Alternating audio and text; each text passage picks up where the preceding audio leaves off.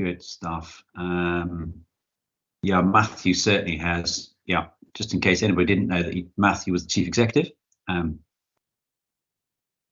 morning, Matthew. Hi, Richard. That's great. I think we're nearly ready to rock and roll here. I'm probably going to have most of my, I'll be mostly on people, so as I know who wishes to speak and indicate and all the rest of it. And I'll be flicking in and out of chat. But if there is somebody who wants to, Chairman, we're live. We're live, Chairman. Well, as we're live, we'll introduce ourselves properly, won't we? Welcome to the Integrated Care Partnership this morning, which today is held on Teams. I'm delighted that so many of you have joined right across the system, and the system, of course, is health, social care, our voluntary sector, the police, and of course, it's across Essex and Hertfordshire. So there is a very strong and very representative cast across those two big county areas, as well as, of course, the single area that is the Hertfordshire and West Essex Care Partnership. So we have, what I won't do this morning is introduce yourselves. We'd use up all our time doing that, but when you contribute this morning, please feel free to introduce yourself and your organisation. And many of you, I notice, have got a corporate background, so that we know who you are and where you're coming from. My name, Richard Roberts, leader of Hertfordshire County Council and chair of the Integrated Care Partnership, which of course is the partner organisation with the Care Board, which makes up the health system across the geography just explained earlier. Just a very quick announcement, as we have, we will have guests who are online, and you're very welcome to be with us this morning. Just to say, the meeting will be broadcast live on the internet and also be recorded and published on the Hertfordshire and Essex County Council websites and on the ICP pages of the Hertfordshire and West Essex Integrated Care Service website. Those wishing to watch the live broadcast should go here, which is www.hertfordshire.gov.uk/watch meetings. A couple of formal announcements. We've got, I'd like to welcome Jackie Kelly, a Dean of School of Health and Social Work at the University of Hertfordshire, attending her first meeting, and I am delighted. Jacqueline, I can see you there, top right on my screen. Everybody's now looking top right, and of course you're nowhere near for everybody else. But thank you so much for coming, and having the university on board is a delight, and especially when we think about the financial involvement of the university, and you might want to say something about that a little later on. But thank you very much. That's great. Thank you, Richard. I've got apologies from, actually, I'll tell you what, Jacqueline, did you want to say anything at this juncture? I think just to say thank you so much for the welcome. Delighted to be here representing the Higher Education University of Hertfordshire and Professor Quintin McKellar, our Vice Chancellor.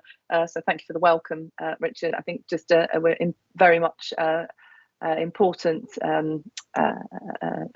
involvement here is from the university in terms of our role as part of the Integrated Care Partnership, but also as the only higher education institution within Hertfordshire, and working closely with our partners in Essex, in West Essex as well. Brilliant. So really delighted to be here. Brilliant, that's excellent, thank you. Thoroughly approve your joining us, that's great. I've got apologies from Chris Badger, who's only here for the first half an hour, I believe. Neil Tester is substituting for Steve Palmer, who's the chair of Hearts. I was going to say Hearts Help then for a moment. Of course, it isn't. Health Watch. Apologies from Paul Burstow. Fiona Thompson, who is chairing an important meeting of her cabinet panel this morning. Joe Fisher, who will be at that cabinet panel this morning. John Spence. So Holly, you're here deputising for John, and thank you for doing so. And Tony Coles. This is our, I think, could be described as an update meeting for us. Let's see where we've got to with the ICP plans with our care strategy delivery plan. Let's hear from the ICB on what its concerns are at the moment, and an update on how things are progressing, primarily from an NHS perspective. But we're also going to have an overview of the Hewitt review, which landed some little while ago, but which we haven't, the implications of which haven't been brought to us at the ICP.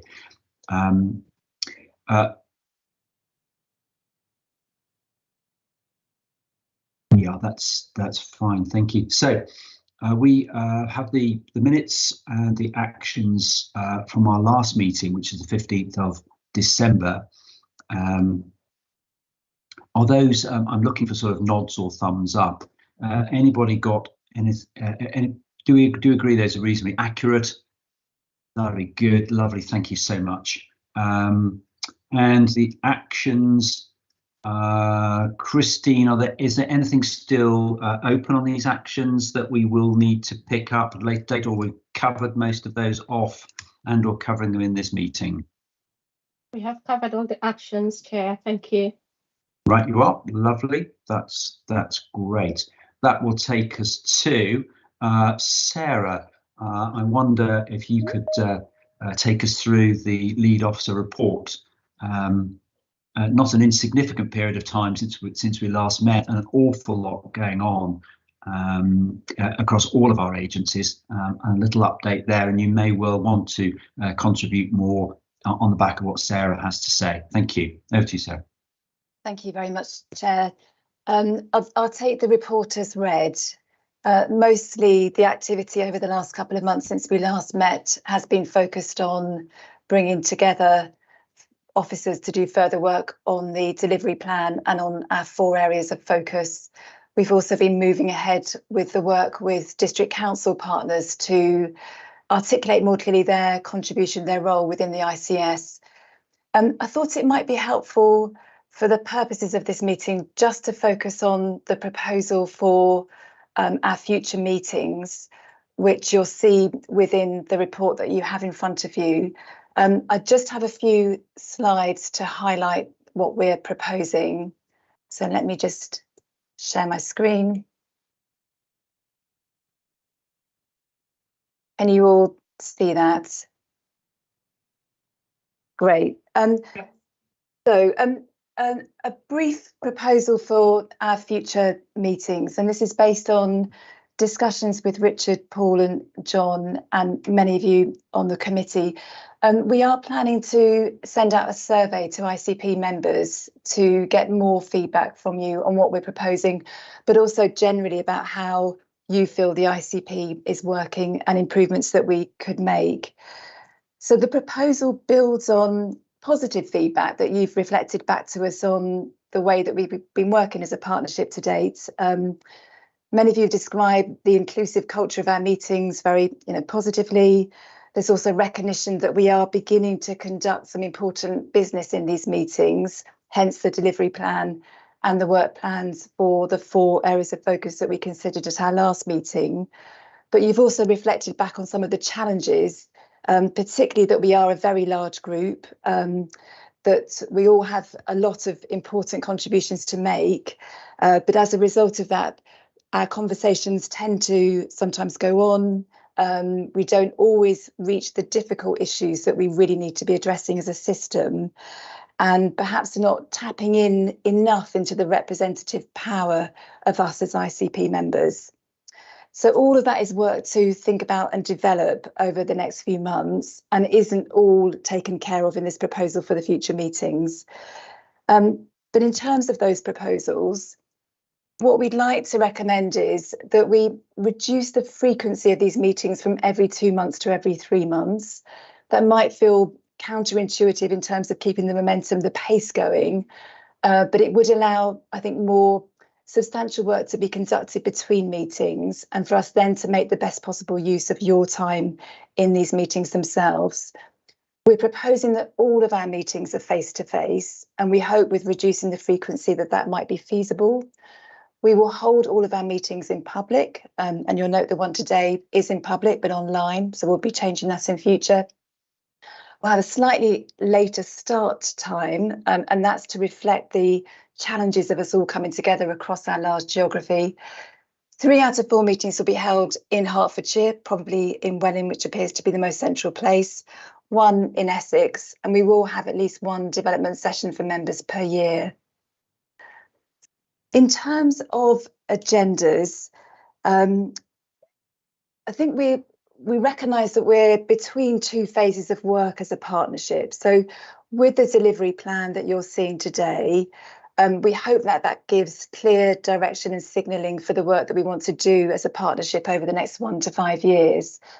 So that gives us some flexibility with what we bring to future meetings. And what we want to try and do is bring those topics and issues which really allow us to surface complexity and challenge within our system, but also highlight areas of innovation and good practice, and have discussion with you about how we can make those transferable. We want to hear from you about the agenda items that you'd like us to bring, that it's not just ourselves as officers or Richard, Paul and John bringing agenda items.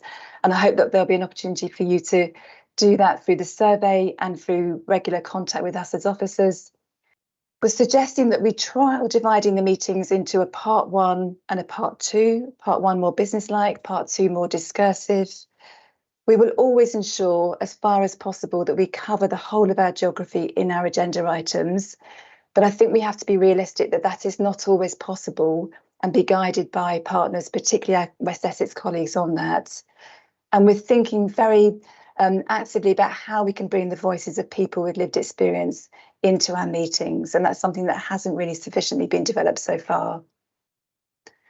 And final slide, this is to give you a sense of what we're proposing for the next 3 meetings.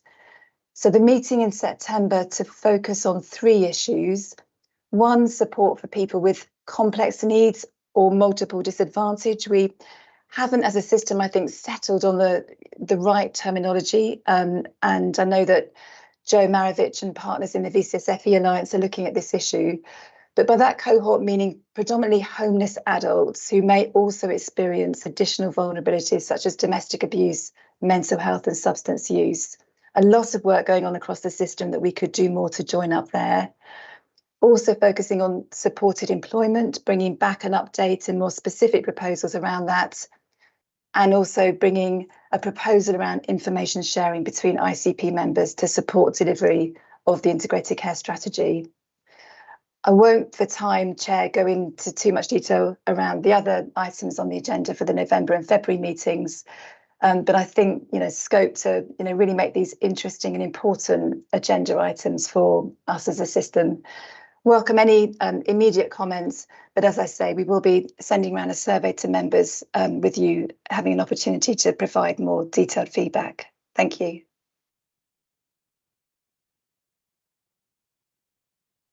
You're on mute, Chair. That's really helpful, Sarah. That builds on put some structure and time scale around the work programme. We're coming on to the work programme next, or some of the detail around that. And I think this gives us a better opportunity of making progress before we bring what is a significant corporate corporate body now, the Care Partnership, covering. I am minded that we are so much bigger, for example, than the Health and Wellbeing Board was, and therefore the management and expectation of a meeting like this has to be different. And I think meeting less frequently makes more sense. But very obviously, some really important firepower and nitty-gritty leadership below this is essential to making progress on the areas of concern. So does anybody wish to comment on the proposals put forward by Sarah, or in reality are we content to accept those and particularly to pick up in the survey on further thoughts? Anybody wish to say anything? No, that's fine. Yeah, that will be absolutely fine. So I think, Sarah, I think it's really important what you mentioned about lived experience, thinking about the priorities that we have got, that we wouldn't involve those with lived experience would be very wrong indeed. And I think about the involvement boards, all of which are co-production boards, which all, of course, have those with lived experience on them. That may well be a vehicle that we can tap into that will help in our deliberations. Okay, that's great. Thank you very much. Good. Okay, we'll take those as read and bring that to fruition. And I have to say, a meeting of this size, it is lovely to see the 1, 2, 3, 4, 5, say 15 of us that are on the screen. But I think these meetings are enhanced by meeting in person, and I think all the richer for it. So grateful for that. Super. Right. Item 5 is an update to us from Michael Watson, Chief of Staff for the ICB, and most of us realise the ICB is in reality the great work programme of the NHS across our system. It is not entirely just of the NHS, but it's the thrust of the business that is done, particularly around patient care. So, Michael, if you'd like to introduce your paper and the pertinent points that arise from it, thank you. Thank you. Good morning, everyone. I am going to pick out 3 things from the paper. I appreciate there's a number of things in there at a kind of high level, and there's the opportunity if you have a look on our website to find out more detail about all of them. But the kind of 3 things I think it's worth particularly picking out is the summary of our May meeting of the Integrated Care Board, and the thing to pick out from there in particular is the conversation that we had around financial and operational plans. And it's worth just updating the ICP that the ICB and the broader NHS in Hertfordshire and West Essex has submitted a balanced financial plan for 23-24, but within that plan, or in order to deliver that plan, there's a lot of very difficult choices and decisions and efficiencies and improvements that are going to need to be found to ensure that we, at the end of the financial year, have delivered that plan successfully. And the meeting discussed that in great length, and obviously that is a key area of focus for the whole of the ICB and for wider system partners as well. And I know some are on the call and may want to talk to that. The other thing to flag is the July meeting as we look ahead. So I'm going to talk in a minute about the governance review and the operating model changes that we're making. So I won't go into those now, but just the fact that that meeting in July will receive the report on the delivery of primary care services, which is following the delegation of responsibility for pharmacy, dentistry and optometry. And I know that was of interest to members on the ICP when we gave this report last time. So when we have that report, I'd be happy to flag that with ICP members when that's going to the board, so you can see that, and also of course cover that in our next update at the meeting following the board. But just to remind people that, as we mentioned at the last meeting of this group, we are kind of waiting for that paper in July really to understand or to set our plans for what we do with those delegated services.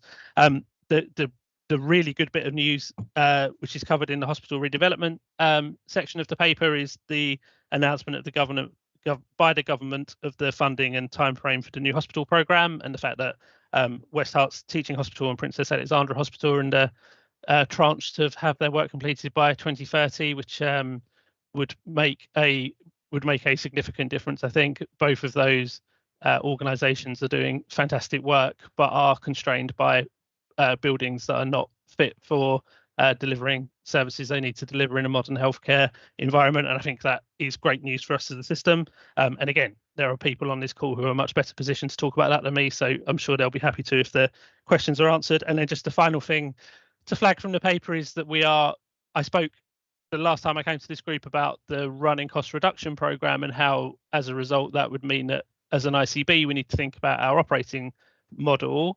I think since that time, we've been doing a lot of work as an executive team of the ICB and working with partners across the system to think that actually this is an opportunity to really redesign our operating model, as we've always known that we would need to make sure we're in a much better position to deliver our strategic objectives. So the redesign process is going much further than the around 10% reduction that we need to find in the cost of running our organisation through these changes. So that process is ongoing at the moment. The executive team is going to complete the kind of first design of the operating model by the end of this month, and then share it with staff and others, and then there'll be processes of iterating that, and it will go to our board in the meeting at the end of July.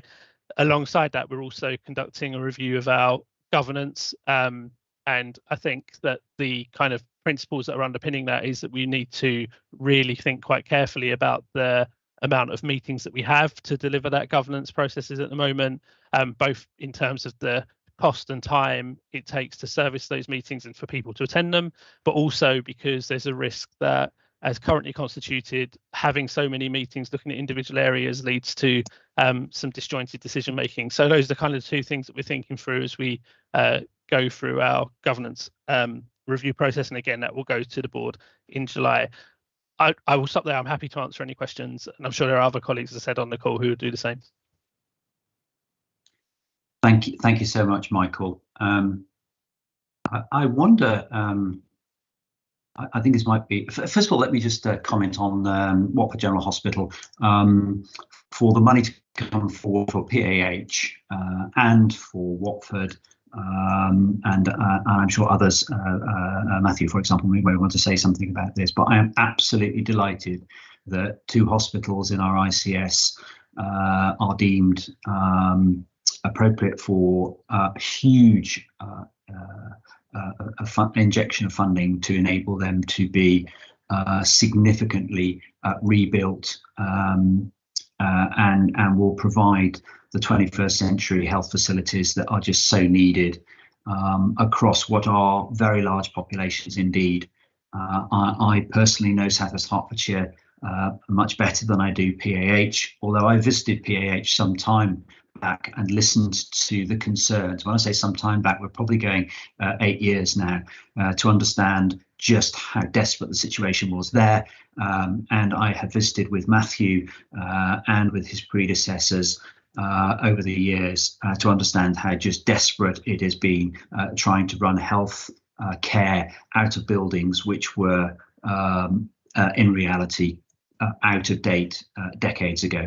So I am really, really pleased, absolutely delighted that for the 600,000 at least people in the west of the county, and I suspect a similar number over in Harlow,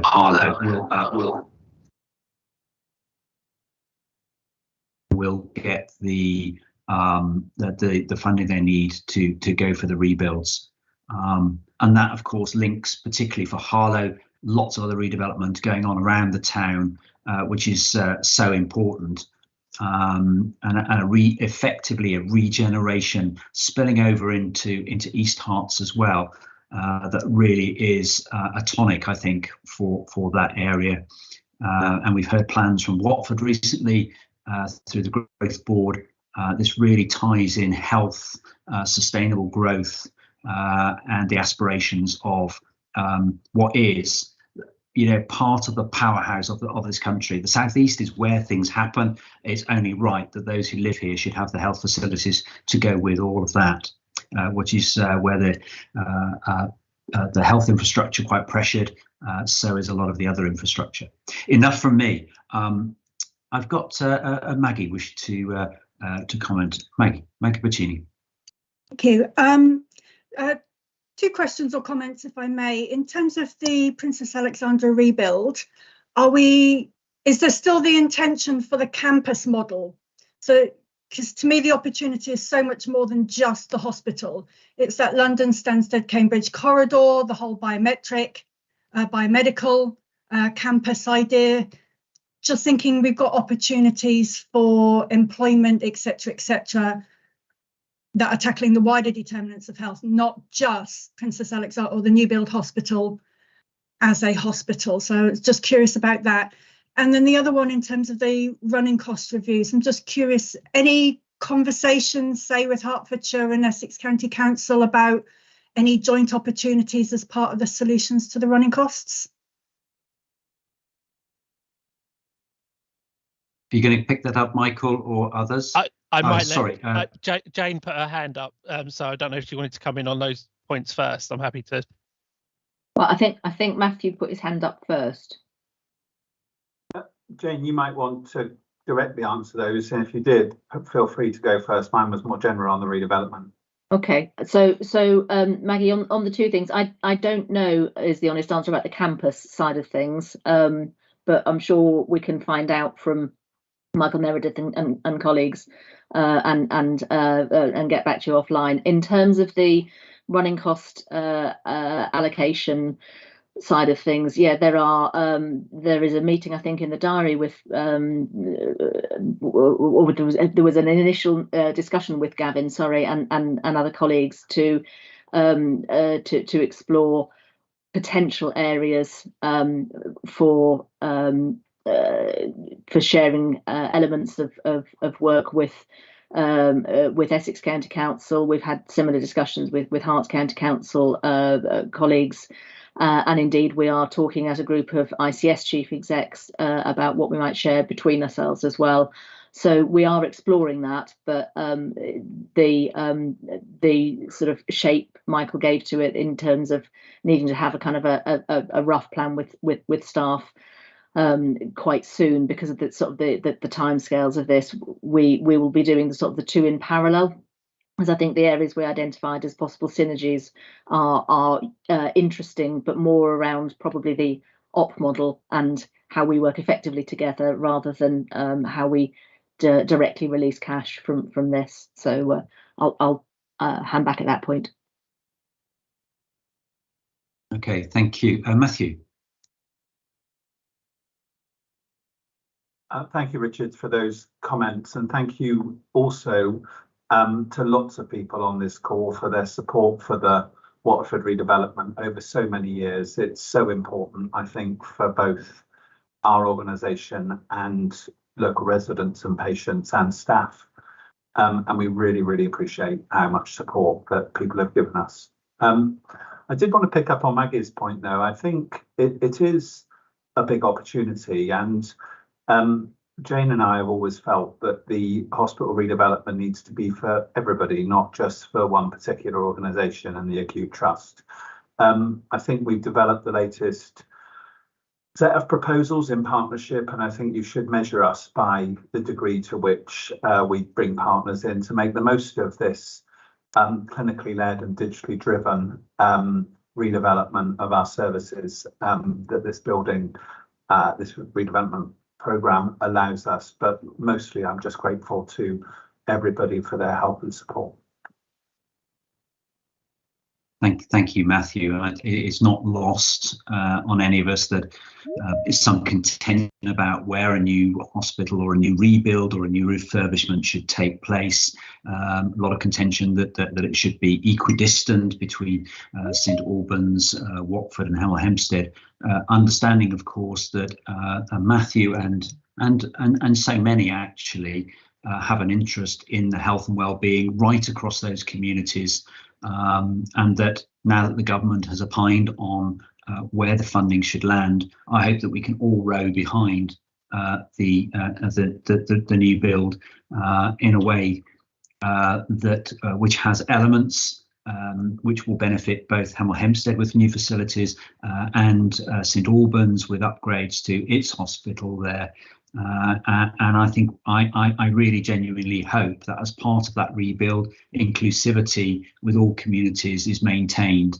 But it is understood that there will be bruised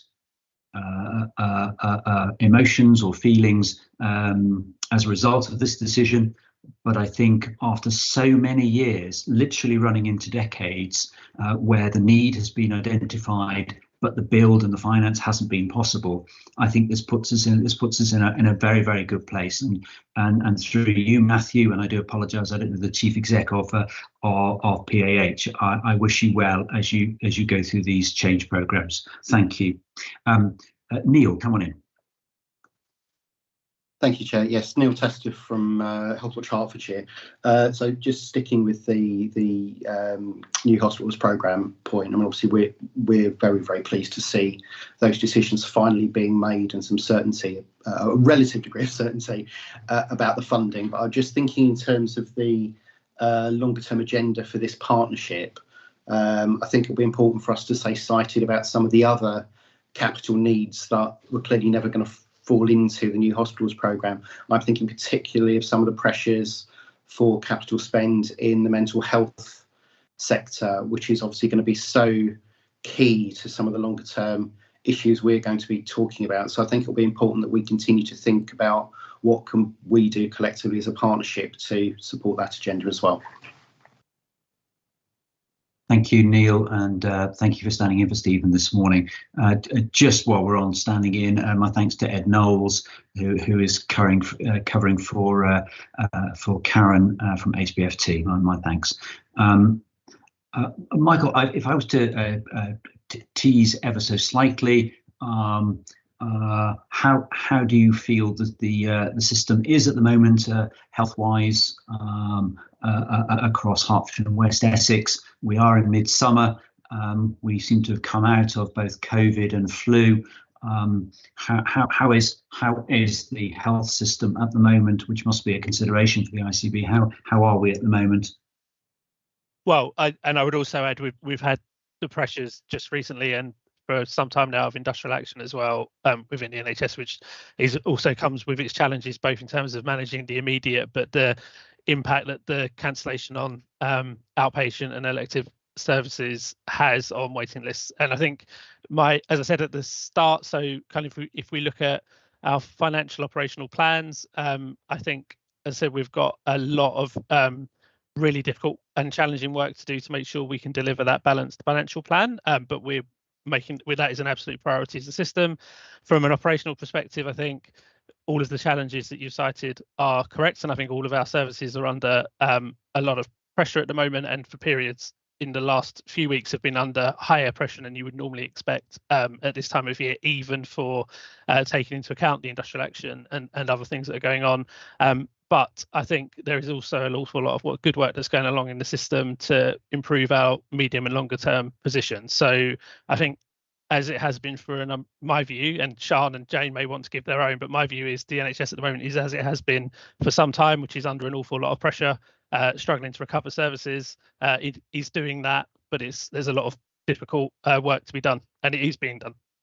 But Jane and Sian, I don't know, you may want to add to that. Yeah. Thank you, Michael. Happy to, but also not sure whether Matthew and others also wanted to come in. But yeah, I mean, there is a lot of pressure in continuing throughout healthcare services, whether those are mental health services, primary care, acute hospitals. Demand remains high.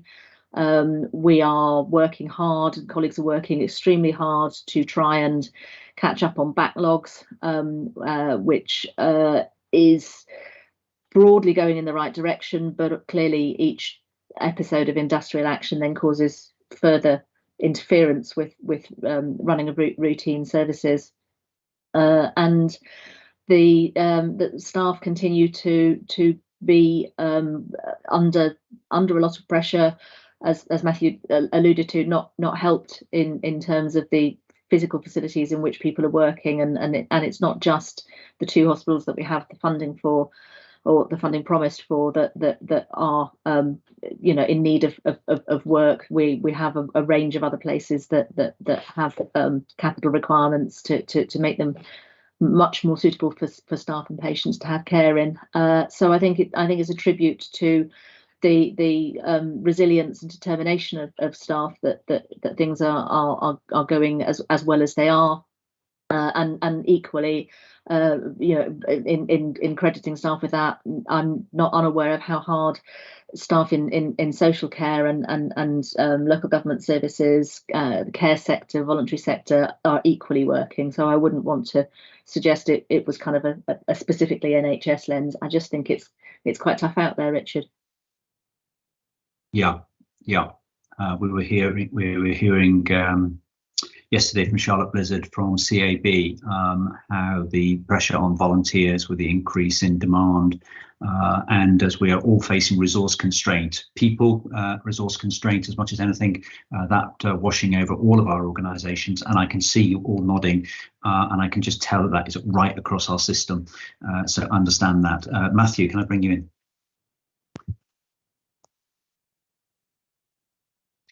Thanks, Richard. Not much to add to what Jane and Michael and you have said, other than to thank our brilliant staff again for everything they've done under often challenging circumstances. As a system, as an individual organisation, we continue to bear down on patient flow through the emergency pathway and on elective recovery. That's connected and to some extent dependent on that, and I think we're making good progress. And I would just like to single out Owen, Chris and their team for a thank you on working together on discharges. We've had a, I think, successful strategy of bearing down on the detail, marginal gains, process, etc. That's shown very encouraging results on the numbers, and also really to do this as a team, to recognise it's not just all about one thing, it's about lots of different things. And I think the last few months have been really positive, notwithstanding the pressure that Michael talks about. Matthew, those are valuable words for us as partners within the system. I'm sure those have been picked up by Chris. Owen will appreciate your words. Andy Malabone on the ground, and Heidi Hall up at Lister, working their socks off with the discharge teams. And I know that through the discharge board, there has been a real rowing in, leaning in, making sure that everything is optimised so that patients spend a minimum amount of time in hospital, not because we just want to kick them out of hospital, because it's in their interest, but obviously it's in the interest of the hospital, so beds are freed up and staff can then look after somebody else. But those are those really are the kind of heartwarming words that reflect well across the system, and thank you for them. And I will just probably just to wrap this up, would say again my thanks on behalf of all of us on this call for those working in what will now be very warm conditions in buildings which might be suboptimal right across our system. So thank you everybody for doing so much, and we're talking tens of thousands of individuals across social care, vol sector, through the health system. Really grateful for everything that people are doing right now. Great, thank you very much. So Michael, we note your report and look forward to a further update at some point in the future. Only yesterday we saw that inflation was running at the same level as it was the previous month, and that interest rates might go up. So we know that pressures within our economic system, which will wash over our health system, are still with us and with us for some time. So some of those pressures probably aren't going to go away anytime soon. That seemed a very downbeat way to end that particular item, but there is a certain reality that we are facing at the moment. But thank you very much for that contribution. I think that now brings us to item 6, which is to invite Sarah to take us, perhaps not take us through, but to pick up the key points around the integrated care strategy and the delivery plan. So what are we actually doing to meet the strategic objectives across our 6 key priorities? Those 6 key priorities, some of them are specific to a certain well-being, but ultimately they are the journey of ourselves through life and the support that we need, health and well-being through that. And what difference are we going to make? So Sarah, over to you. Thank you very much. Thank you, Chair. So I'm going to introduce the delivery plan, but I'm really pleased that we've got key people who have been involved in developing the high-level actions on this call who are going to talk more about the specifics. There are some slides which I think Johnny is kindly sharing. Oh, very pink. Thank you. Let's go to the next slide. So just a recap for members. When we met face-to-face in Harlow in April, we went through in some detail those work plans for the 4 areas of focus that we've identified for the ICP for this year. We did bring an initial draft of the delivery plan. There wasn't time for proper discussion and reflection on that plan. There has been further work over the last few weeks, and an updated delivery plan is in your pack. I think it's best to consider it as a live document. It's never going to be in a sort of final settled state, and we'll refer to particular areas where further work is needed during this presentation. And just recognising that this meeting is being held in public, some context. We have an integrated care strategy for the Hertfordshire and West Essex integrated care system. That's a 10-year all-age strategy, which particularly focuses on the areas where we can work better together to tackle poor health and care outcomes for residents. It has a real emphasis on early help, on health inequalities, and on prevention. That strategy was developed collaboratively by staff from different professional groups, different disciplines, different organisations who came together a number of times in the autumn. And the final strategy was signed off by this ICP and by a number of key partners through their own governance in November and December 2022. Next slide, please. The integrated care strategy itself has 6 priorities, and those are set out on the right-hand side of that slide. And those align very closely with those 4 areas of focus that I have just mentioned that we have determined for priority working together this year. So a good start for children and families matches directly to the best start in life priority. We've also determined that we'll be working on no wrong door through wayfinding, and that maps directly to priority 2 around healthy communities and healthy places, and also to the priority around helping residents to maintain healthy lifestyles. We've also agreed to do some really strong preventative work on ageing well and look more at the potential for join up in use of assistive technologies to help people as they age. And that relates directly to the priority on ageing well and supporting people with dementia, and also on the priority for supporting people who live with lifelong conditions and long-term health conditions.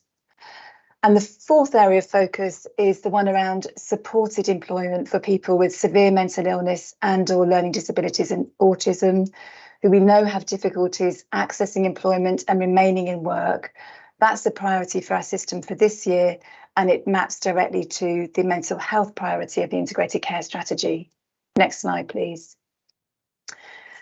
So a quick recap of our approach to developing the delivery plan. Since it was approved, this strategy in December by the ICP, a number of strategic lead officers from across the system and across the geography have been working together with colleagues and alongside an executive champion for each priority to determine the high-level actions for each priority.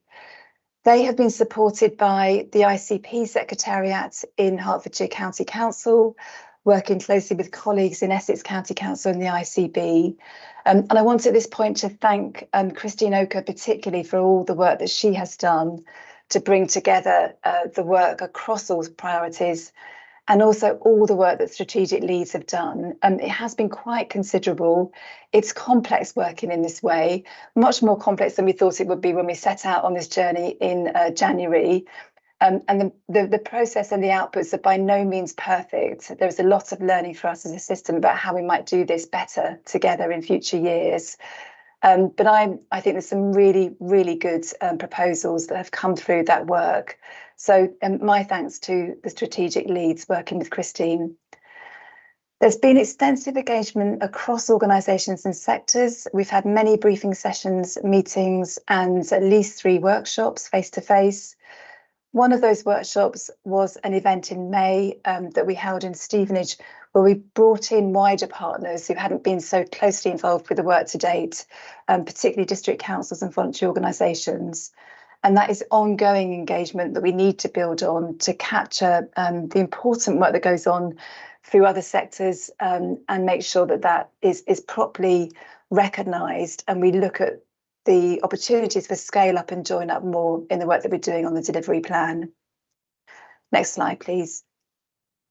So in the paper that you have in front of you, you have a cover report and you have an appendix, which is the delivery plan. In the cover report, we have identified some important issues that have emerged as we've been developing the action plan. There are a number in your report, but I thought it might be helpful just to focus on a few and draw them out for the purposes of today. The first one is around data and intelligence, and this links actually to one of the items that we have said would be useful to bring back to the ICP at the September meeting. We heard repeatedly through the work on the integrated care strategy and on the work on the delivery plan that it's very, very difficult for us as a whole community of organisations to have a really holistic understanding of the health of communities, particularly thinking about places, and that really we're scratching the surface in terms of the data that we currently have available. And we'd like to propose that there is probably a specific piece of work to think about how we could do better to join up data across organisations and across sectors, particularly thinking about bringing in the district council's data and voluntary sector data and how we make available to them the data sets that we have. And I think acknowledging and having a plan for that will really help us with delivery. The second item is around resourcing for prevention, and that links to the item that we have on the agenda later this morning around the Hewitt review. Some of the areas of work in the delivery plan won't require additional investment. They're proposals for more coordination and join up, but some will, particularly where we're talking about targeting communities with early help, work around health inequalities, possibly even commissioning new services, and to have some understanding about how we can shift investment into prevention to support delivery in those areas does seem important. On the project management side, this also links very closely to supporting delivery. We will need to identify some additional project management to support some of the priority areas. I'm really pleased that we're taking quite a pragmatic approach to that. I put a call out to organisations represented on the ICP for some additional project management support for Ageing Well, for example, for the work on priority 2 around healthy places and healthy communities, and have had some really positive responses to that call out. So just to flag that we will be coming back to you as ICP members to see if you've got some flexibility around supporting delivery by lending staff in an informal or a formally seconded way to help us with some of those areas. The fourth bullet point there is about our enabling areas. So recognising that there are dependencies with other work that is going on across the ICS, such as workforce development, such as digital technology. There are very significant work plans in place which have themselves a great deal of governance, but how as an ICP we have a line of sight to those areas of work and can be assured that they are supporting the areas for delivery that we set out in the strategy. And then finally, and this is work in progress, there is further work to clarify where responsibility for oversight and delivery sits with some of the high-level actions in the delivery plan. And many people have acknowledged that there are overlaps between the priorities. Personally, I'm not too concerned about that. I think that's healthy, that's good. We can't expect mental health to be a siloed priority over here. It will be a consistent theme that runs through a number of priorities, and there are other examples as well. What is important, though, is making sure that we understand which organisation or organisations are leading, how they're supported with resources and the involvement of other partners, and what are the key governance routes for decision making. Next slide, please. Just to give you a sense of next steps, I'll briefly just pick out a couple of things on here. As I've mentioned, there is ongoing work, particularly with priorities 5 and 6. Michael, Beverly and myself, with the comms leads from our organisations and from Essex, are beginning some work to think about a communications and engagement plan across the system to support delivery. We do need to have a very clear monitoring and outcomes framework for the ICP so that we show you where there is progress against delivery and where there are challenges and gaps. We'll also be publishing the delivery plan, including an accessible summary for the public. And we're also thinking about where there is value in any partnership or coordination groups within or across priorities to pull together different areas of work. Next slide, please. So we're now going to take you through the plans for each priority. There's a lot of detail in the delivery plan, as you will see in the appendix. My colleagues are going to just focus on some of the high-level areas for delivery by sharing 1 or 2 slides for each of their priorities. Unfortunately, colleagues for the first priority, Best Start in Life, haven't been able to come here this morning. Richard referred to a clash of meetings which has taken Joe Fisher and colleagues away. Colleagues in Essex have also had similar issues in attending. Melanie Knowles from Hertfordshire County Council had agreed to step in, but has now had an urgent issue come up with her family. So Christine is going to kindly cover off priority 1, and then we'll be handing over to other people to speak. Thank you. Thank you, Sarah. So in priority 1, this gives a brief overview of the priorities identified in the strategic priority 1, give children the best start in life. We've identified a few priorities that they'll begin work on this financial year. Key within that is the development of the family hubs model. Now we know that Essex already has a family hubs model developed, and as part of this work, this delivery plan, they're looking to strengthen that development, to review and strengthen that development across their system. Hertfordshire hasn't, so Hertfordshire will be starting the development of the family hub, and this financial year, this first year, it will be looking to start the phase 1 of that development with a particular focus on stakeholder engagement, including consultation with resident staff and wider partners across the system. They'll also be looking into learning from Essex, because Essex is linked into the national development of family hubs, so picking up some learning from Essex to build into the Hertfordshire development. Then the next priority will focus on early help and early identification offer, and this is both across Hertfordshire and West Essex. And while in Hertfordshire, they'll be looking to review and strengthen the early help offer to ensure that it is accessible support is available early as needs emerges. So looking at residing the whole early help offer in Hertfordshire. In Essex, they'll be looking at strengthening the child and family wellbeing services and their family solution services.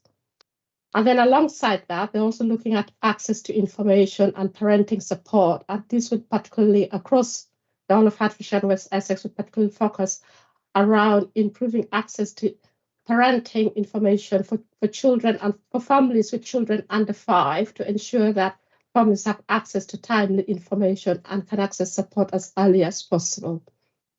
Next slide, please. And just to say that priority overlaps with priority 2 and links in quite nicely with the no wrong door work approach that will be taking place through priority 2, and you'll hear about shortly.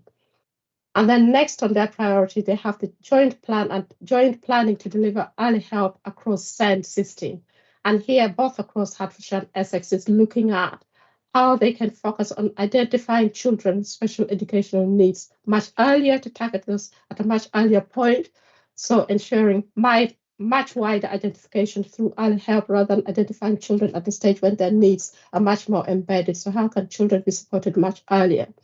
And Essex, they're looking at things around improving therapies commissioning and ASD diagnostic and support pathways, while in Hertfordshire, they're looking at a particular focus on the SEND dashboard and how to ensure they identify children who need to be targeted early. Alongside that, it's also included work around tackling and reducing excess weight in children in primary schools across both Hertfordshire and Essex, and this particular area of work would link in with priority 3 that you will hear about shortly. And then next to that is work around supporting the national, work around reducing inequalities, with particularly supporting the delivery of the National Core 20+ framework for children and young people. This work will be led by the ICB, with partners contributing to that. And that is looking at the 5 clinical areas which have been identified as areas of focus for this, which is asthma, epilepsy, diabetes, oral health, and mental health. And finally, for strategic priority 1 is work around building on work that's already going on in schools to improve awareness and access to emotional well-being and mental health support for children and young people in the communities and across different services. And this links into priority 6, which you'll probably hear about as well, and is looking at how families and communities are better supported to engage much earlier to prevent and reduce the number of children requiring more need at the specialist level of support. So this is a brief overview of priority 1. I'll hand over to the next priority, please. Thank you, Christine. Thanks, Christine. I think it's me up next to give an overview of priority area 2 to support our communities and places to be healthy and sustainable. I'm going to focus my update on the areas with most activity, which is priority 2.1, 2.6 and 2.10. Work is there on the other priority streams. We've identified key partners that will help to drive forward those actions, and we'll be looking to develop plans with them with some additional project management support in discussion with Sarah. So I didn't want to not do service to the other priority areas, but the 3 that I'll mention now are where the most activity is taking place. So if I start with priority 2.1, which is to step up our support to and engagement with communities and groups at risk of the worst health outcomes. We've been developing agreed health inclusion group model with the Strategic Health Inequalities Board, which is part of the ICP, to support targeting, with meetings taking place in June and July. The Health Inequalities Lead is working with to coordinate engagement and learning with the Strategic Health Inequalities Board community of practice, and the first newsletter regarding that is imminent, so please watch out for it. The Health Creation Strategy Group, and I must mention the work of Sian and Joe here to chair that group. There's some fantastic work going on in that excellent forum. Are setting up a task and finish group, which is based on the health inequalities and asset-based community development. That's taking place in July. We've got the data task and finish group, and this just draws reference to Sarah's earlier update around the importance of moving data between sectors and different fields. The group is already meeting to identify VCFSE data, which is not yet being injected into different sectors and different areas of work, and also data that could be shared with the VCFSE to improve our targeting as well. The commissioning and data task and finish group of the Health Creation Strategy Group are feeding into the September commissioning committee of the ICB in relation to more evidence-based approaches, with need and impact being a focus in relation to commissioning of the VCFSE in relation to prevention, and that's taking the learners from the Hewitt review. And there'll be some extensions of some projects which are already working very well, one being the Staying Connected, which is in Hertfordshire, and Digital Share, which is in West Essex, which we are looking to take those learnings and see how they can be adopted across other areas of the integrated care system footprint. If I move on to priority 2.6, which is to increase community participation by embedding asset-based community development principles into organisations and adopting a joined-up approach to social prescribing and securing social value. The asset-based community development and co-production strands of the health creation strategy link really nicely to this priority and will map best practice in engaging communities and addressing health inequalities. And that work is ongoing. A draft networking tool has been shared with the primary care networks and voluntary sectors to encourage networking. And I've mentioned this a number of times around if I use the language barrier between the sectors. We all speak the same language, but we're all speaking it in slightly different ways. So hopefully that tool will support that piece of work.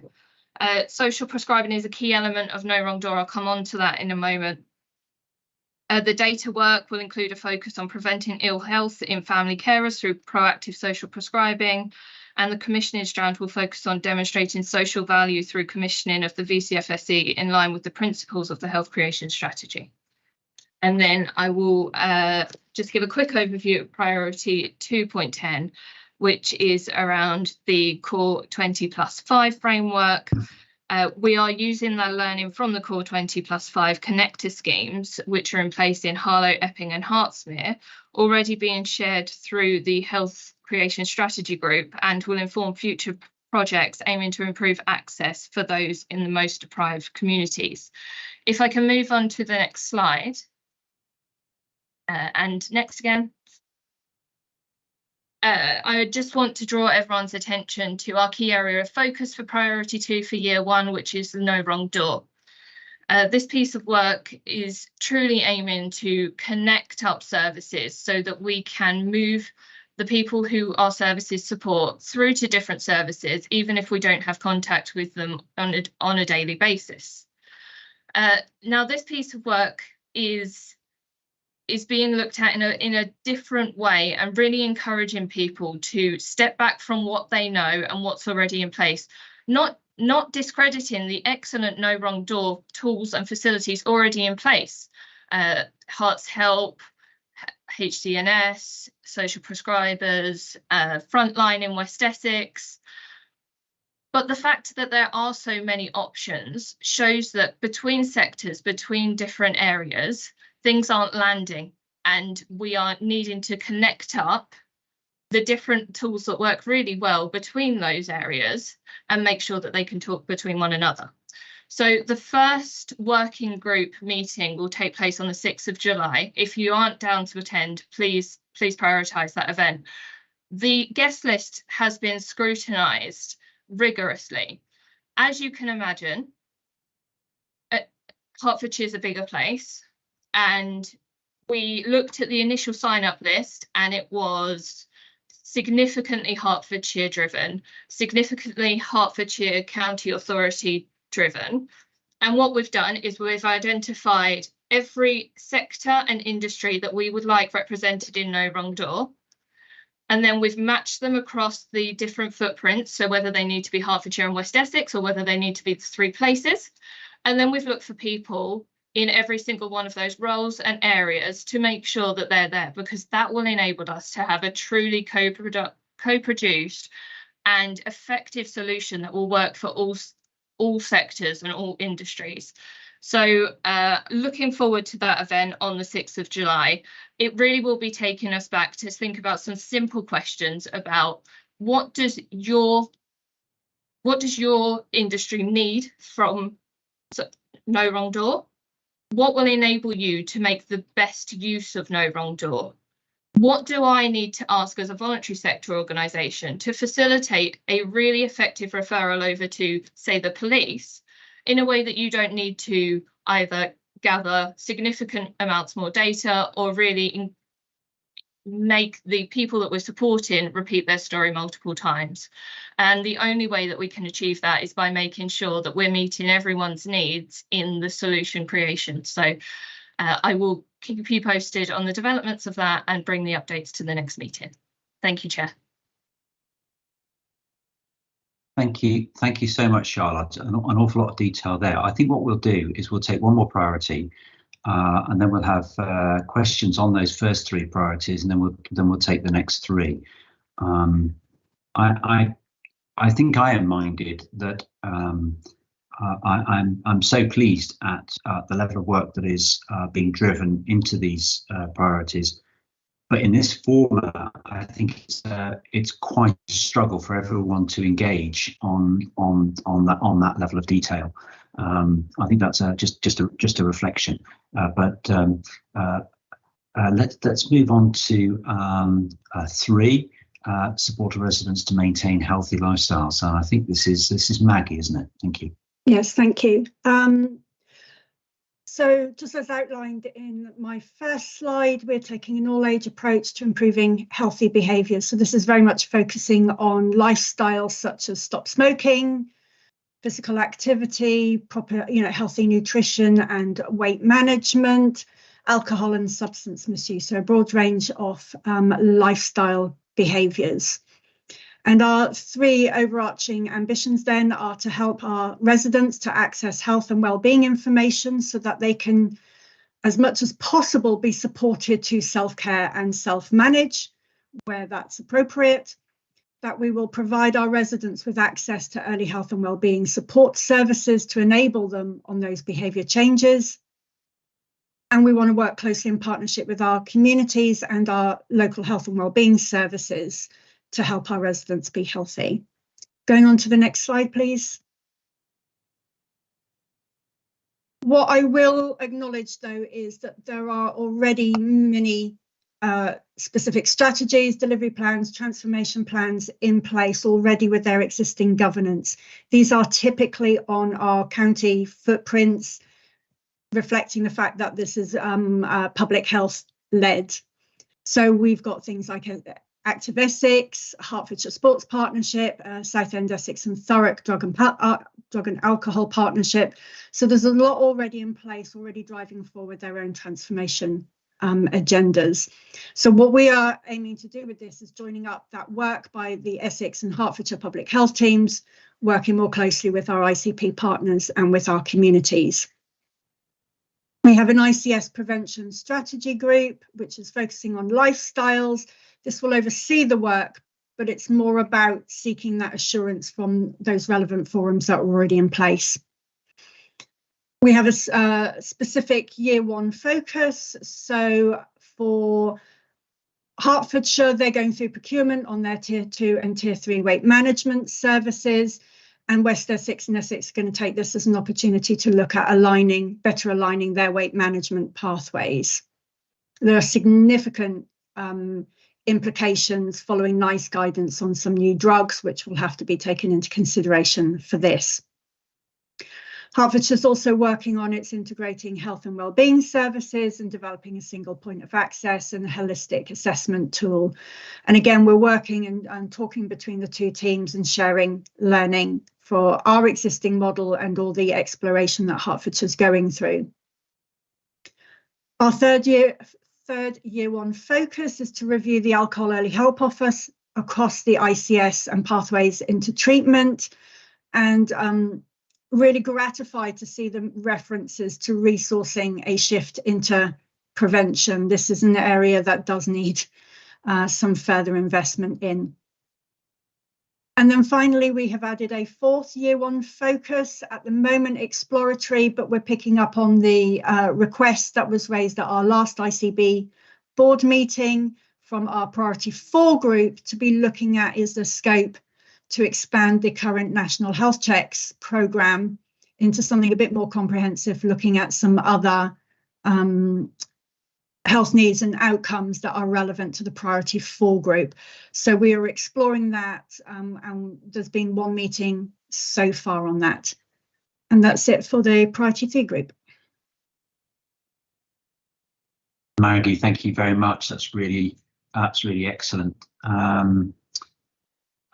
Colleagues, do you anybody got any reflections on the first 3 priorities, either generally or what you've seen or the presentation? Neil first, thank you. Thank you, Chair. Yeah, just a reflection on that last priority, number 3. So I'm really pleased to see the sort of overall approach being taken in terms of the physical activity offer. Conscious that obviously overall this priority is about prevention, but just wondered if Maggie could perhaps say a bit more about sort of where we're drawing the dividing lines here, because obviously for people don't always see themselves in the way that the system might see them, and there'll be people who we might risk thinking that they're in a priority 5 box about people living with a long-term condition or disability, but they may feel that actually that has a limited impact on their life at the moment, and they might be very interested in this preventative agenda at how they can use some of these approaches to avoid developing additional conditions that will really firmly put them in the priority 5 box. So given that, I think one of the things that we've learned, or ought to have learned, over the last few years is that sort of finger-wagging approaches. I'm not suggesting that this is proposing a finger-wagging approach. It doesn't come across at all. But a generic messages that try to tell everybody the same thing about physical activity clearly don't work. And there's a lot of really good, well-evaluated work that's been done, not least through the whole range of programmes that Sport England have developed with a whole range of organisations and charities, and their refresh of their recent strategy with a real focus on health inequalities. I think it's going to be really important that all of the people working on sort of different tailored approaches for different groups to physical activity really draw upon that, and that we think about that in some of the stuff that I guess we'll talk about later in relation to the overall communications and engagement planning across the whole of the delivery plan. But really pleased to see that this is sort of framed around support rather than ticking people off. So thank you. Yeah, point is well made. I see Jim's coming in. I think you'll probably provoke Jim, because I think he's absolutely too many negatives, not in the camp of finger wagging. But Jim. Thank you, Richard. I think well said by Neil. And there is some work that is kicking off in Hertfordshire, but there's also ICP work with the sports partnerships, and in Hertfordshire, one of the things we're looking at is how we do more physical activity as secondary and tertiary prevention with people, and we're linking up with GPs and various other things. Now, Jo Doggett, who is shadowing me today, I don't know what she's done to deserve that, is one of the people working with me on this plan. But I think I'd like to do 2 things. First is extend an invite to Neil for us to sit down together and have a cup of coffee so that we can learn from what Neil has to say, because I think what he's saying is absolutely spot on. Secondly is perhaps cite Neil on some of the things that are going on and the plans that are in place so that we can have those comments and values. And third, I think, so that we can kick the tires, as it were, on making sure that our plans for ensuring physical activity is for everyone, especially and including disabled people and people who may not have access to it, are really there and robust. Because actually we know, for example, that, you know, swimming for heart failure is something that we haven't done as well as we ought to have done, and there could be significant gains for heart failure, just to pick one example in our area. So I wonder if we might take that offline and sit down, and maybe Maggie, Neil, Jo and I have a cup of coffee with Louise Savoury and go through some of the stuff. That'd be great, Jim. Thank you. Pleasure.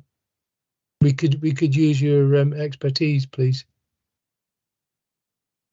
Yeah, that's great. Thank you, Jim. Michelle. Hello, yeah, I'm Michelle. I'm from Hertfordshire Care Providers Association, so I'm representing adult care providers, but also Essex, West Essex care providers as well. That's brilliant. Sorry good, if this has been... good to meet you, Michelle. Thank you. Thank you. But just a couple of things. These may already be considered, but from our point of view in kind of our population of those people in adult care, from a weight management point of view, have we considered where different programmes work better for people with a learning disability than other programmes? Because I know that's some of what's come out of the learning disability nurses at Hertfordshire County Council. We know that there are, so for example, Slimming World, we know works better for that population than Weight Watchers and things like that. And I just don't want any of that learning to be lost. And I guess just on the flip side of that, because from that population, it's often about losing weight and a healthy weight, whereas often in the older population in our home, people in their own homes or in care homes. I just wondered if malnutrition is coming under weight management or not in terms of those pathway reviews, because we often have issues in that population that people are still in the mindset of that they need to lose weight, but actually we need them to be actually having a lot more fatty food. So I just wanted to make sure those different individuals are kind of being considered. Thank you. That's thought-provoking. Jim wants to come straight back in. So Maggie may have more to say on this, but I think that's a further conversation. As we know, Heartcare Providers Association are awesome, and I am biased. And the Mental Health Learning Disabilities and Autism Collaborative is working on a physical health plan.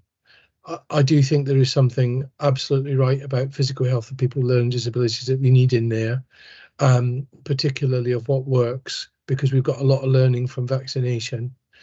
So I wonder again if at the risk of presuming on Maggie's kindness, if that's a further conversation so that we've really got this. And I know that we've tried working on malnutrition in Hertfordshire and older people, but I think it is well worth us going back round again on that and making sure that we are doing everything we can, because I think there is still malnutrition, and I can see Maggie might want to come in. So I wonder if we might do the same there. Yeah, just to pick up on that, and it is a discussion we've had, and we do still also have to think about a manageable set of priorities to work on with this. I'd be keen, say then, to pick up with priority 4 group about elderly and malnutrition and how we might work together on that agenda. And another one which hasn't been mentioned, but I think has similarly been raised, about the healthy nutrition and healthy weight as opposed to the focus on obesity, would be eating disorders, and what conversation then with the priority group 6 about that. So there are linkages to be made. They are all good points. Equally, we're trying to make ours a manageable set of priorities and areas to work on. So it's not that we're ignoring these. I think they're all conversations that we have had, and I think it's worth us picking up with other groups.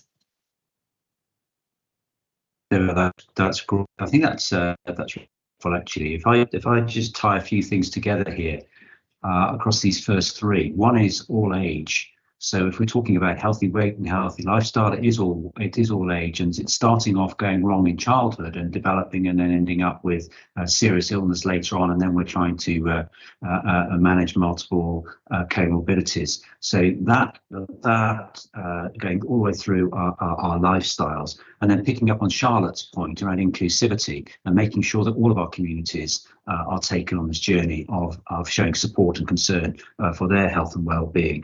And that if we don't start early enough, with help early enough when things start to go wrong, then it will accelerate, and we end up with some of the both health inequalities, poorer health outcomes, and ultimately poorer healthy years of life, which ultimately lies behind all of this strategy.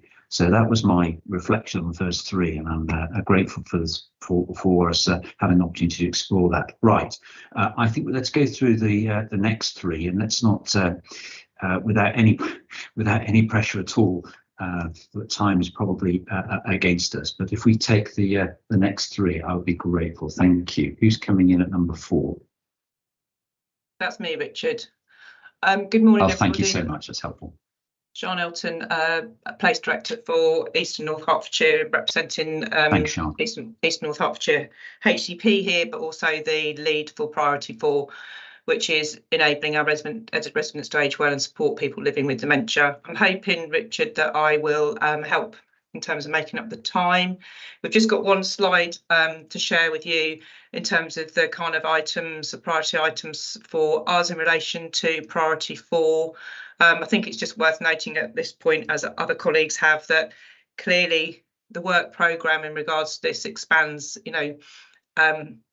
outside of the work, primarily the work of the ICP, and we've already had some conversations around some of the work that the Frailty programme is leading on in regards to hydration and nutrition. So we just want to be kind of colleagues to be mindful of that as we talk through this priority. So main areas to note is the work around health checks and some I think work that's been identified around being really clear about priority cohorts, and I think as part of that is a kind of desire to ensure that we are we're ensuring equity in terms of the way that health checks are delivered within our local communities, and I do think that we will end up having a very clear and specific and defined scope in terms of those the cohorts of individuals we will want to target with regards to improving health checks for people.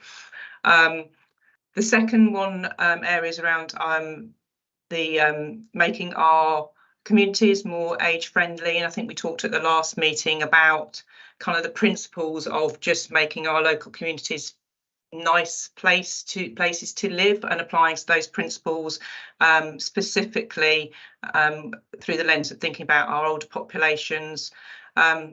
Sarah touched on earlier, and other colleagues have also mentioned around the interdependencies there are within the ICP work programme with regards to some of the other priorities, and there is a group of us meeting next week specifically to look at the interdependencies between the work that we're doing here, but also the wider work that we are delivering through the health creation strategy. So looking forward to that meeting in a couple of weeks' time. With regards to broader kind of frailty agenda in relation to end of life and dementia, we have got a meeting tomorrow, in fact, to look at the rollout of the end of life documentation called Respect across the whole of the ICS, which, if we get the agreement to go ahead and do that, will be hugely beneficial to our population, but also to all of our staff working within our communities. If we're using, if we were able to agree to use one set of documentation in terms of identification of end of life, and therefore ensuring that we've got very clear and defined management plans in place for people. The next bullet point is in relation to sharing best practice, and again we've talked about that this morning, but specifically through the lens of looking at deconditioning. Again, we've touched on some aspects of that today as well, notably the conversation we just had with regards to hydration and nutrition. But this work thus far has been spearheaded through our acute trusts, and we're wanting to learn the lessons that has been undertaken over the last couple of years through the initiative that NHS England started. People may have heard of it, called the Deconditioning Games. We want to think about how we apply some of those principles to communities outside of our acute trusts, and I think in particular there is a need to focus in this area for those people living alone in their own homes, who maybe don't have those kind of social networks and social connections with others to kind of to support them in terms of staying fit and well.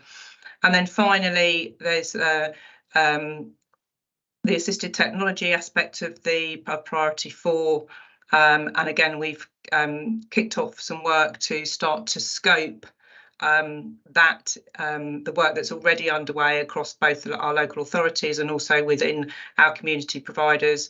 We've had an initial meeting, and we're planning to meet again in another 4 weeks' time, and we're kind of extending the membership of that group to ensure that we are capturing all of the work that is going on in that digital space. And that we're clear about the offer that we're able to make to our local populations. But primarily this is around keeping people safe and well at home. And we've talked previously in this forum about some of the case studies and the stories that we've heard that have been hugely beneficial to members of our local populations. So those are just the five kind of key areas for us, I guess, Richard, in relation to the work programme as it stands at the moment. Obviously, there's much more detail in the pack that was made available to members for today's meeting, but those are the key highlights. Thank you. Sean, that's really helpful, really comprehensive. Thank you. We'll pick up comments after we've done the next two. 5 then. Have we got Lisa online today? Have we got Lisa here to yes, take us through? Oh, that's brilliant. Hi, Lisa. If you'd like to introduce yourself and your priority, that'd be great. Thanks. Thank you. Yes, hello everyone. My name is Lisa Mullen. I'm Head of Service for the Adult Disability Services in the County Council and one of the strategic leads for Priority 5. In essence, our priority, as you would expect, is to support people who live with long-term conditions and or physical disability to live a really good life, to have the best life possible and to do that with their own choice, independence and freedom around their health and social care. Our priorities really set out about what we have heard loud and clear from people with lived experience and the people who help support and care for them. And it is basically around, particularly for people with comorbidities, navigating services is rather tricky, whether that's between health and social care or whether that's just within social care or within health services if you're trying to navigate numerous different departments, and they want to see a more joined up, holistic, integrated approach to enable them to have better choice and control over their health and social care. Loud and clear, we have heard that transition from childhood into adulthood is problematic for people and their carers, and this is something that they have really stressed needs to be a prime focus for us as a priority. The other areas that they have really fed back on and are keen to see is how do we support people in a preventative, anticipatory care approach around long-term conditions? How do we really support people to take charge and have better control and self-management of their conditions? And how do we work with our partners in the voluntary and community settings, work with local change agents to really help people take that control of their own lives? Next slide, please. So year one for us is really about really understanding what the current landscape is across the whole of the ICS footprint, whether that be through statutory services, the current services that are on offer and the pathways, really understanding how well integrated they are or are not at present, understanding what the voluntary and community sector is able to offer, and again, identifying how integrated that is, how accessible that is, and finding the gaps in provision. There, as I said, there's a real call from people with lived experience and their carers around transition, and we know there's lots and lots of work happening in the system already, and people are working really hard and are very aware that we haven't got this in totally right to date. And I think for us it's about how can we bring our ICS and system lens onto that area and what value we can add and really make that a really positive and robust experience, that transition, and to make sure that we're addressing that across the whole ICS footprint and not in pockets and silos. There's a real call on, again, that prevention and that choice and that control, real call to sort of see how we can engage with the community and the social prescribers. There's also lots and lots of work going on in Hertfordshire around sensory services through the Sensory Services Strategic Partnership Board. Lots of brilliant work happening, and it's about how can we support that to be rolled out across the wider ICS footprint, and also to help just add value and give further energy and support to that programme that's already doing wonderful things in Hertfordshire. And that's it from me. Lisa, that's just excellent. Thank you. And our final priority, improve our residents' mental health and outcomes for those with learning disabilities and autism. So I'm assuming, Ed, are you going to take us through this? Yes, thanks, Chair. Last priority from me. So I'll start on our first year area of focus, which is around employment and employability for people with mental illness, learning disabilities and autism. And I suppose just a reflection, and this may apply to some of the other priorities as well, as to the more we work on this, the more we realise that it's not that there's a lack of passion or expertise for this across both county footprints. It's something about stitching it all together. So there's huge amounts of activity that take place in this area, often beyond NHS and social care. It's in the adult education sector, it's in the skills and employability sector, that is out there and has worked on these agendas for a number of years. So I suppose the challenge to us is always, how do we make sure through this ICP we add our collective weight to the stuff that's happening already. And just to illustrate that point, finally, just a very quick aside, I was speaking to a colleague who works in Herts County Council's Children's Services, who was talking to me about the work he does month in, month out, working with employers across Hertfordshire, because he's HCC, to talk about how best to help them to employ people, young offenders and children leaving care. So I suppose just that recognition as well that, coming along and making sure we're putting our weight behind this agenda needs to recognise that there are already other groups as well who we are looking to support across both Essex and Hertfordshire, and making sure we're rowing in alongside and behind as necessary. So some very specific work here that we'll be bringing back to you at the next ICP meeting in September. So alongside some specific work around all that stitching together, a particular challenge to ourselves as ICP members about what are we doing in terms of upping the numbers here and making opportunities available for people with mental illness, learning disabilities and autism. And that piece of work focusing on two issues, something around which standards might we use. There are a number out there, all of which have got their benefits, but is there some value in us thinking about which ones we as an ICP are coalescing around, and would that make life somewhat easier in terms of what steps we need to take? And then secondly, and certainly, slap bang within ICP territory, what's the infrastructure that helps make this happen across all our organisations?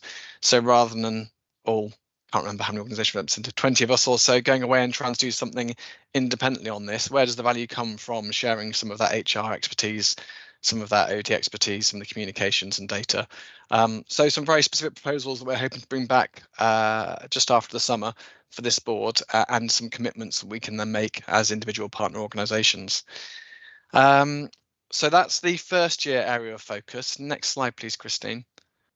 And in terms of the wider delivery plan, you have it within your pack. I mean, a lot of activity already underway, specific reference, I suppose, to the work that's taking place right now. It's kind of live around neurodiversity for children and young people across both Herts and West Essex, and the activity taking place to make sure that feels coherent and consistent no matter where you are across those two bits of the two counties. We recently in Hertfordshire had a suicide prevention pathway meeting to look at the gaps in provision as and when people do turn up at, for example, emergency departments or their GPs. Is the support that they receive in those settings what we'd expect to be in best practice? So lots of work underway, but I suppose this slide is still the challenge that myself and colleagues on this priority are applying to ourselves, because I think we want to make sure that we are identifying within this delivery plan what's different from business as usual. So both those things I've mentioned were in existence already and would have been, and we'd have carried on delivering on them. So where does the ICP focus mean we're doing something a little bit different from that? And I think it probably is around that prevention and preventative agenda. And jumping around the bullet points, but also that conversation we're having with ourselves, I suppose, that says this does need to somehow both broach the extent to which it needs to be preventative, it needs to be about mental well-being for universally for communities, but without losing the fact that we have some very unwell people with severe mental illness who also need all of that support as well, and to what extent we make sure we are able to keep both universal, targeted and specialist in mind. And so to that end, a workshop planned tomorrow afternoon with colleagues from HPFT, from EPUT, from West Essex HCP, from both county councils, to kind of review exactly what's happening and to make sure we can answer on your behalves these questions we've got up on the slide today. So I think a lot of good progress to be made and lots of good progress underway already, but still trying to keep ourselves on the ball as to is this really a 3, 5, 10 year ambition, and if so, are we being ambitious enough in this space? But that's it, Richard. That's really helpful, thought-provoking for us to finish off, and just to reflect on those three priorities. which all run through effectively aging well, and then the specifics of those with specific conditions and mental health issues and possible neurodiversity in all of its manifestation. What do we do collectively? So those three priorities do hang together almost on their own. And I suspect helpful for Lisa, Sian, and Ed as you work through these programs and to quote you, Ed, stitching things together rather than inventing something new. I think would be really helpful. It isn't lost on me. It's certainly not lost on any of you. That all of our organisations have incredible resource constraints at the moment, not just financial, but of course people. We've discussed that already, and that's washing over this ambition. So what we do is probably not going to be inventing more, but actually making the best use of what we've currently got. Anybody else want to come in to comment on either of these? No, that's fine. You were just so good at presenting that you've convinced everybody. Michelle, come back. Sorry, you said no one had a comment and then I came in. Just a couple of thoughts. Just on your one, Sian, in terms of end of life documentation, which I think is right, if we can get consistency, I think that's really helpful. I just linked to the technology side of thing. I think it's just where linked into that, where we're now moving a lot of providers to digital systems, and what that means in terms of that documentation. It's just something I think that needs a bit of consideration. Yeah, let's pick it up at the meeting tomorrow, Michelle. Yeah, Thank absolutely. I just had one other point, Richard, if that's all right. It was just on area 5 with Lisa, was just another issue we see around kind of the long-term conditions in our providers is staff really lack the understanding of what those conditions are. So if I use, for example, like Parkinson's, as someone is aging, or they may also have a learning disability, and staff really lacking the skills of actually understanding them. You know, they're all ticking the boxes of having their safeguarding and mental capacity training, but they don't actually have a lot of knowledge in understanding the condition that someone's got. And I just think somewhere along the lines we might need to just have a little look at that. And there is stuff available for them, but for some reason it's not prioritised as a skill. But actually the care can be so much better if you understand the condition and how to, and especially if that involves moving and assisting the person. So I just wanted to mention that, but I understand there's a lot of other stuff you've got going on. No, thanks, Michelle. I think that's really helpful, and I think there's something about reviewing kind of the workforce in this area and the skills, and looking across the board on that. So yeah, let's pick that up. Let's not lose that. Thank you. Excellent, thank you. Neil, you wanted to come back in? Yes, so thank you. I will be quick. It was I just wanted to say thank you to drop slides as well, if we may. Thanks. Sorry, Neil. Just wanted to say thank you to Lisa and everybody who's been involved in putting together Priority 5, because that feels to me to be a really good example of the kind of shift in thinking and shift in framing that this whole ICS agenda is supposed to be about, and that sense of how will this change people's lives and their control over their lives. That just feels like a really important moment, and I wanted to recognise that. Yeah, thank you, Neil. I think the emphasis for some time that I have picked up through my roles is maintaining independence and dignity and choice, and living the best life you possibly can, at whatever stage of life you're at, is probably one of the most important things for us to promote. And that's just as important whether you've got multiple health conditions or you haven't. So absolutely, and I guess would link then through into our support for carers in Hart. I'm sure there's something equivalent in Essex as well, but just making sure that on that very difficult journey in those later years in life, that community cares, organisation cares, and in fact the caring organisation care, helping families and helping those in need. So that's a really good point, Neil. Thank you. Matthew.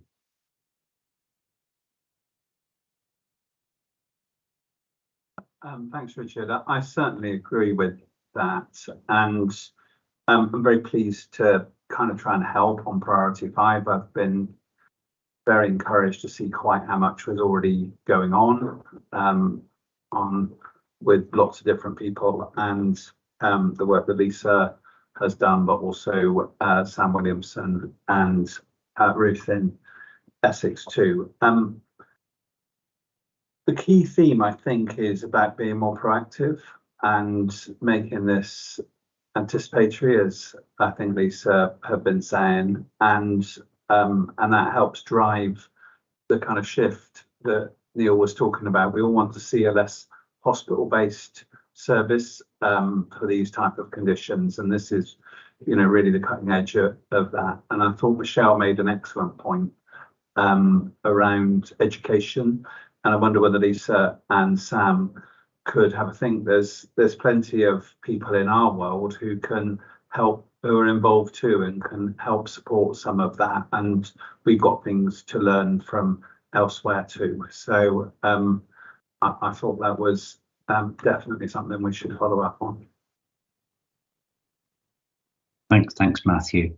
I think one more reflection from me, as I thought perhaps washing over this, particularly when we're talking about the ability of communities placed to support people, comes back to economic success, residential as in housing mix that supports population, and then cultural offer.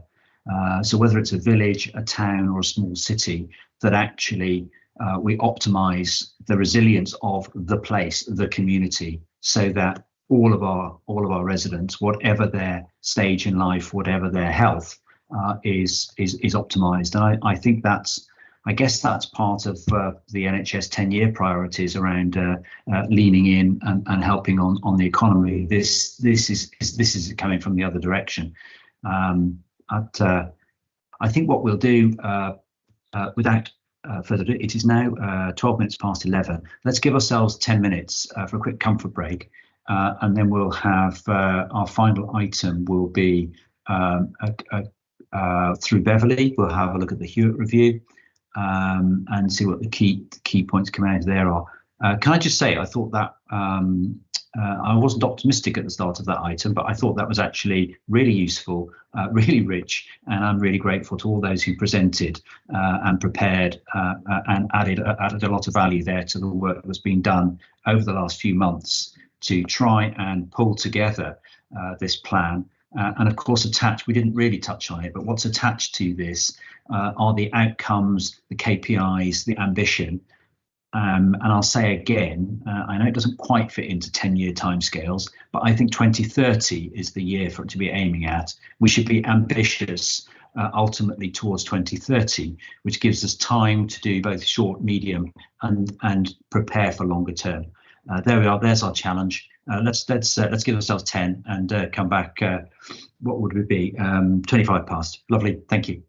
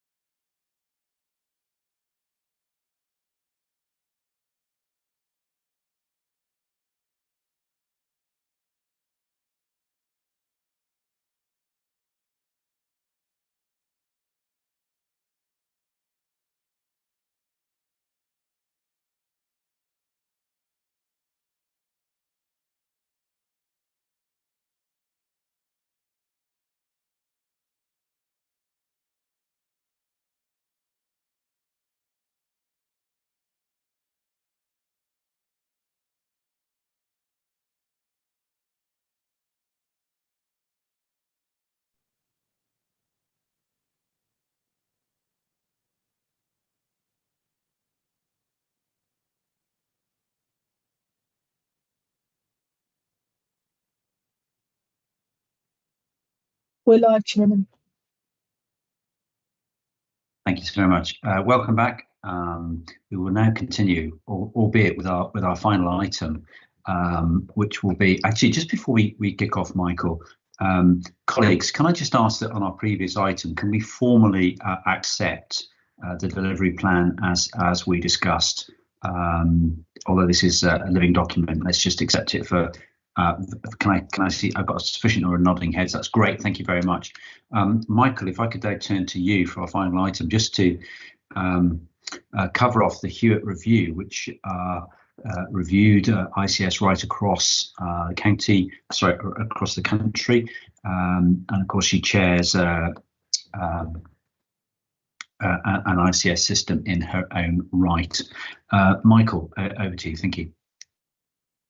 Thank you very much. So I'm going to largely hope that colleagues have had a chance to read through the paper because it goes into detail on the recommendations. I'm just going to talk very briefly about the principles that the review followed, pull out a few of the recommendations that I think are most relevant to this conversation, but there were lots of recommendations, so hopefully colleagues have had a chance to look at those in the round, and then importantly just update on something that's happened subsequent to the paper being prepared, which is the response by the government to the Hewitt review, which again will add an additional frame to the conversation that we're going to have this morning. But I'm not going to talk hopefully for too long because I think it's important we get that discussion in. So as a reminder to colleagues, Patricia Hewitt's review was followed along, kind of identified the 6 key principles that it felt would enable the creation of a context in which integrated care systems can thrive and deliver. And those principles were collaboration within and between systems and national bodies, a more limited number of shared priorities, allowing local leaders the space and time to lead,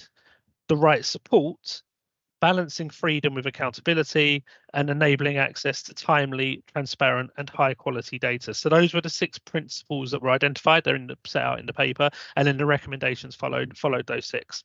Some of the recommendations that I would pick out as being particularly relevant for the conversation. So the first is that the review advocated for a shift in investment in preventative services and interventions, whilst acknowledging how difficult that would be, but did call for that shift in investment. And then to support some of that work, called for the government to lead a national mission for health improvement designed to change the conversation about health and shifting the focus from treating illness to promoting health and well-being. It also called for the establishment of a national ICP forum to engage with integrated care partnerships and to provide an opportunity for a two-way exchange between ICP leaders and relevant government departments. And it called for the establishment of a health wellbeing care assembly to support the shift to a new focus on prevention, population health and health inequalities. A couple of other recommendations that it's just worth particularly highlighting to this group. So also called for a renewed role for health overview scrutiny committees in relation to systems and kind of the scrutiny of systems. Suggested that or recommended that integrated care boards were mandated to have a public health representative on them. And then finally, as I've said a couple of times, there are lots of recommendations, but these are just the ones that I've picked out. Finally, recommended that for the 10 highest performing integrated care systems, there was something created called health. No, that's not right. Higher accountability responsibility partnerships, another acronym, which those 10 integrated care systems would be given more freedom and control over investment, but didn't go into a huge amount of detail of what that would look like. But basically the 10 highest performing, as judged by criteria that had not yet been established, would be given that kind of greater freedom and responsibility and control over some of its decision making. So those are kind of what I would pull out as being the most significant recommendations, but there are so many that others will feel that other recommendations are more significant. It's worth just going into the government's response to the report, because I think that will frame the conversation. So I think the thing that I would say is there were lots of areas where the government's response, specifically Department of Health and Social Care's response, agreed with the kind of the principles and the direction of travel set out in the review, but didn't agree or hasn't suggested that it will implement the kind of specific recommendations that underpin those. So in its response, a few things that the government has done. So it's reaffirmed its support for integrated care systems, which is obviously an important first starting point. It's confirmed that national targets will be reviewed and streamlined, which is also very welcome.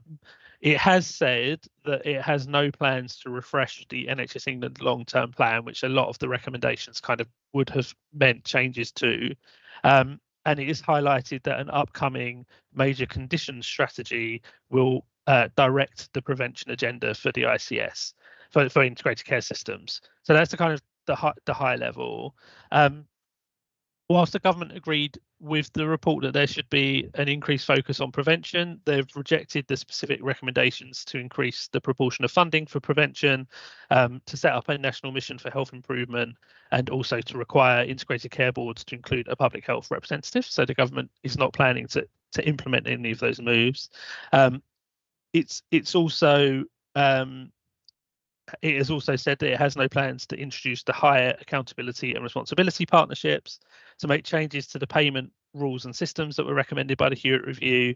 Particularly, unfortunately, for ICBs, it has said that it will not be reducing the amount of running cost allocation that reductions that it had previously set. The Hewitt Review recommended that it be taken down from 30% to 20%, but unfortunately the government has confirmed it will be continuing with the 30%.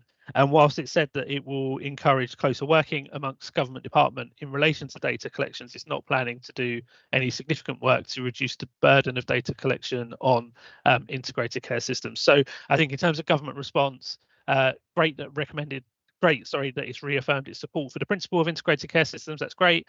Great that it has confirmed its kind of support of the direction of travel, that we focus more attention and resources on prevention, and generally kind of recognises that the principles that Patricia Hewitt has set out are the right ones. But in terms of the recommendations, I think a number of them will not be are not going to be implemented. So I guess just before I wrap up and open up for discussion, and there are some questions to guide that discussion at the end of the paper, I guess that leaves us therefore in a position of determining as a integrated care system which of the recommendations do we feel are within our scope and to implement, and we feel are the right ones to implement. So because I don't think much, if anything, is going to be coming centrally that will change our current direction based on the government's initial response. And I'll stop talking now. Thank you, Michael. So the Hewitt Review came in quite quickly after ICSs were set up, in fact, almost immediately. And we've now had recommendations come through, and we've had the government response to it. Michael, could you just help us out? Patricia Hewitt suggested through the review that there should be a 1% increase in funding towards prevention. Is there an acceptance you should still have a 1%, but there's no new money? Or is it that the government thinks, well, actually, you shouldn't put a 1% in? What's the kind of, how is that landing? So the government hasn't responded specifically to the 1%, but it said that it agrees with the direction of travel of a shift in funding to prevention. It just isn't giving any new money to achieve that. I understand. So that, as we were saying on a couple of other things, it's about possibly managing within the resource envelope we've got. I don't think any of us are suggesting that the preventative world is something that we should be pushing against. Right. OK. Now, colleagues,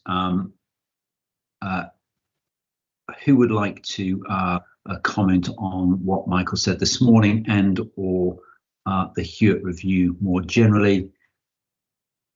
Or Maggie, thank you. Just before Maggie comes in, and perhaps the conversations that we have had through the ICP, how do you feel that those have landed relative to what Patricia Hewitt has suggested in her paper?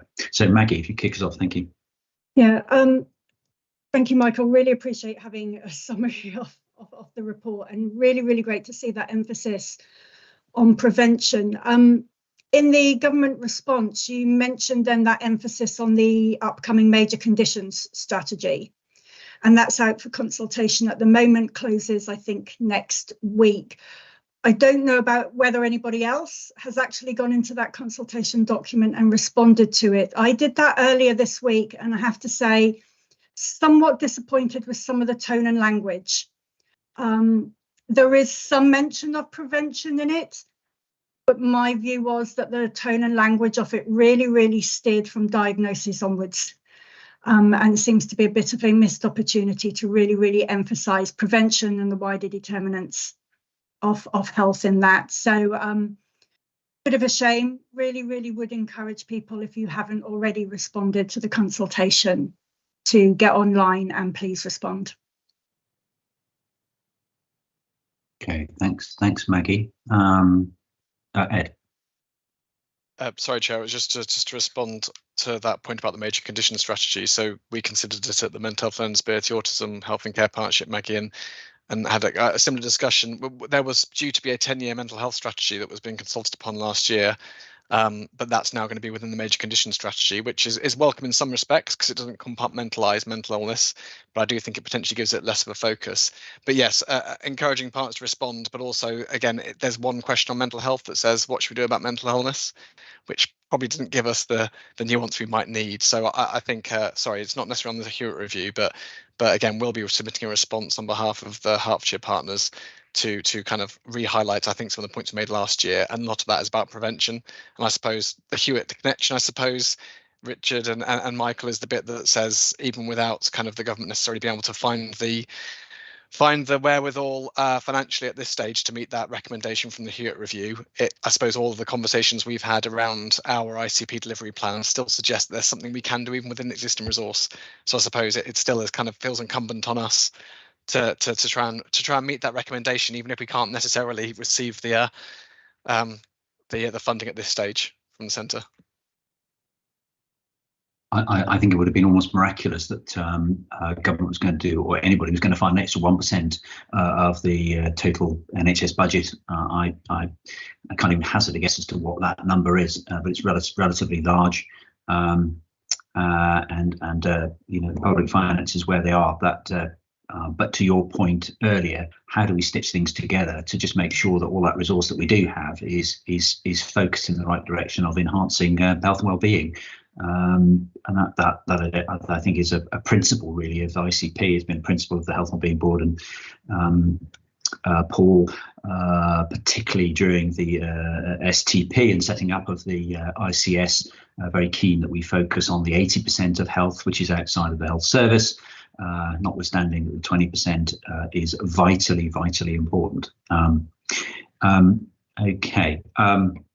Michael, I think you're getting off extremely lightly, which is no terrible thing. But no, just at the denouement, Neil has come in. Neil.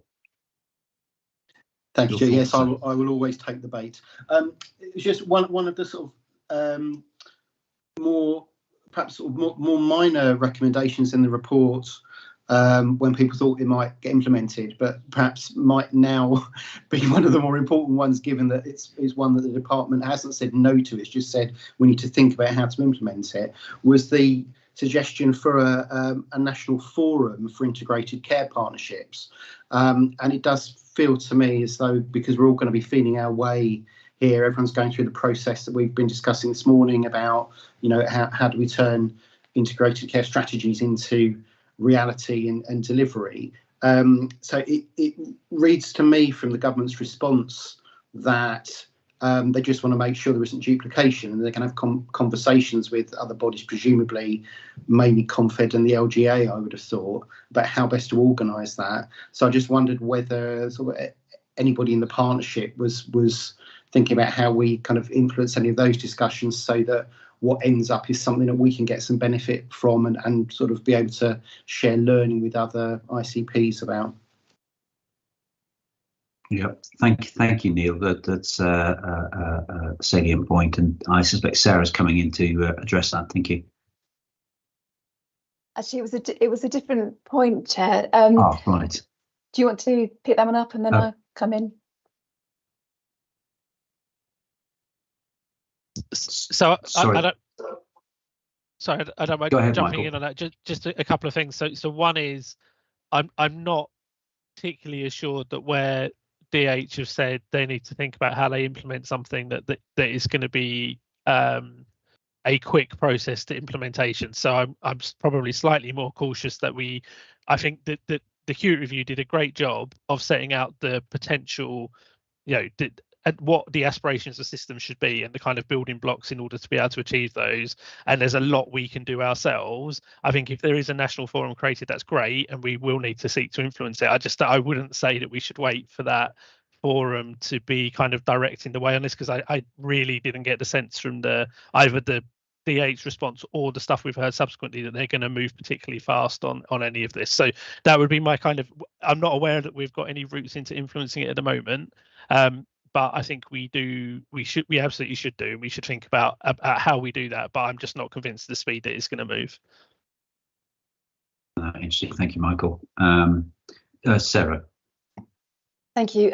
So I wanted just to link back to the discussion about the delivery plan. None of us, I think, are surprised that the government has responded to that recommendation around the 1% in the way that they have. But I do. We're not going to tackle it and resolve it now in the remaining time that we have on this call. But I do think we need to understand the scale of investment that might be needed to deliver some of the most important things that are set out in the delivery plan, and have a sense of what the process is for making decisions about it. I guess my thoughts are that there's potentially a risk that if we do things in the usual manner of bringing business cases for specific items through our organisational governance or our joint governance, given the really significant funding pressures that we're facing, it's going to be very difficult to agree to those proposals, depending on what they are. And I know that we'll consider them in a very thoughtful way, on a case-by-case basis.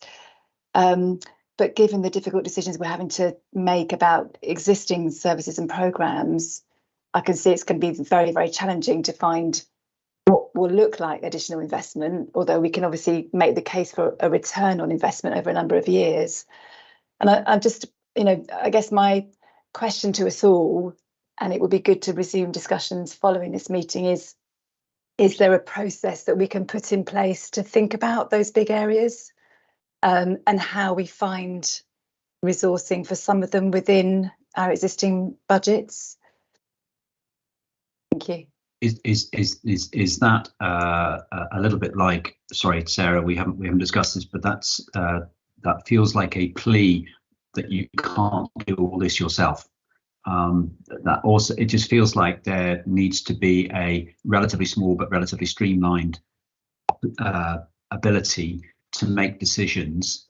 And I think one of the threads coming through this is the Hertfordshire West Essex system is so complicated. There is so much going on. The complexity isn't going to decline, it's only going to increase. So what can we weave together that's already happening, or subtly move one way or another? And what's the process for doing that? You've thrown that out as a question. I wonder if I, as chair, might pass that on as a task for the ICB to consider in its support for the ICP. Because at the end of the day, the partnership in this system has got to lean in around this agenda. I don't think there is. So I'll leave that there. Is that provoking a response? Maybe no. Jane, come in. Yeah, I mean, suppose, Richard, just to say there is already significant joint work, and Sarah's post is supporting the ICP, but actually the work that is done, and I think that detailed exploration of across the 6 priorities kind of really brought to the front. The work is carried across the shoulders of all partners, So I think we need to we need to recognise that, and it's equally true in terms of when we talk about things from sort of an ICB perspective. It's equally the case that whilst my team may front more stuff up, the actual work is planned and carried out on a very much a multi-organisational, multi-agency basis. So it was just sort of to both, I suppose, slightly challenge, but also hopefully reassure that I think a lot of this is already in place and growing and strengthening.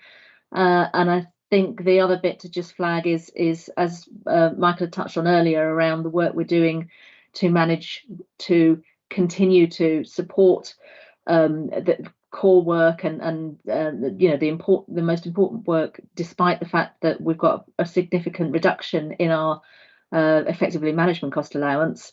That is still highlighting areas where we can, both ourselves, local government partners and others, achieve more in a efficient way than perhaps over this first year of running a new organisation on the NHS side, the ICB replacing the 3 CCGs, but also the ICP. I think we're learning the whole time. And again, we talked at the beginning of the meeting, didn't we, about how we use meeting time to best effect. So I think there's a lot going on to continue to develop and improve the approaches there. Right. I think it's I'm more than happy to accept that at face value, Jane. And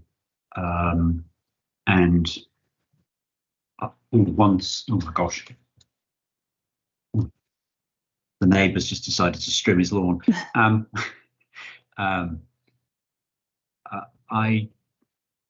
I think if we're going to get the most out of this opportunity, which has been with us now for best part of 15 years, and where 2030 is 6.5 years away, I think we might want to be really clear about where we would want to drive this agenda. Because we have an aging population, we have fewer young people, we have a resource constraint around our working population, because we have health implications around our population, and we ought to be really clear about what those fewer priorities are, reflecting across what we've just been talking about this morning. And it probably isn't quite as clear from our structures so far in just how we're going to drive that agenda. And I think that's something that we should really understand, all partners, because if not, we will continue not to make quite the progress that we would like to.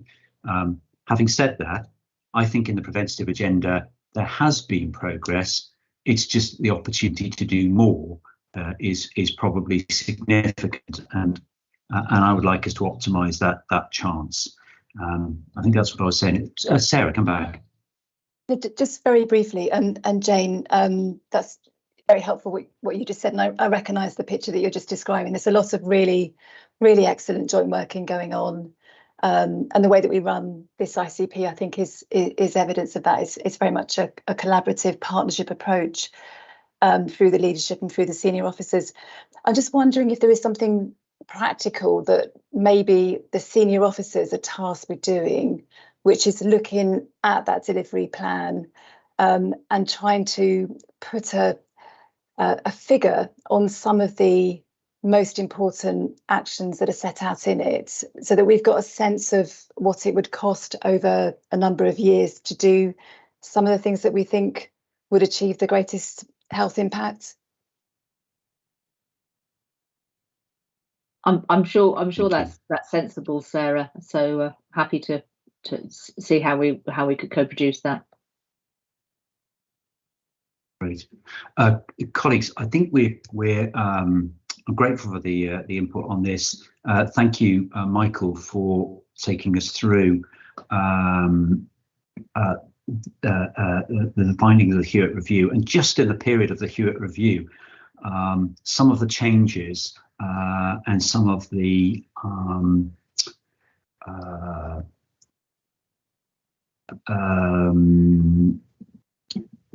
well, I suppose the changes that have occurred in our economy, in our